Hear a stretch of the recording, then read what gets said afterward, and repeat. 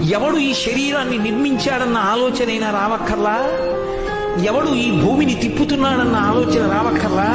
ఎవడు సూర్యోదయ సూర్యాస్తమయాల్ని నిర్ణయిస్తున్నాడు? ఎవడు నక్షత్రాలను నిలబెడుతున్నాడు? ఆలోచన రావక్కర్లా? ఏమిటి నాన్న ఈ పిచ్చి? ఎలా వచ్చింది అని అడుగుతారేమిటి?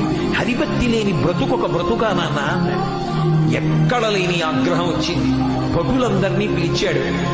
వీడు హరిభక్తి విడిచిపెట్టి వచ్చిన పాదముల మీద పడే పర్యంతము భయంకరమైన శిక్షలు వేయండి అన్నాడు. తీసుకెళ్లారు. ఆయన్ని శూలాలతో పొడిచారు, గదలతో మొత్తారు, సముద్రంలోకి తీసుకెళ్లి ముంచేశారు. నవరంధ్రములు మూసేసి ఊపిరాడకుండా చేశారు.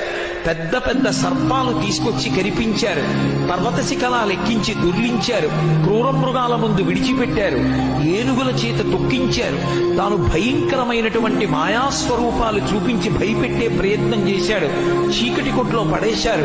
అన్నం పెట్టకుండా మార్చేశారు. మండుటెండలో నించోపెట్టారు. కుంభవృష్టి వానలో కొన్ని రోజులు నించోపెట్టారు.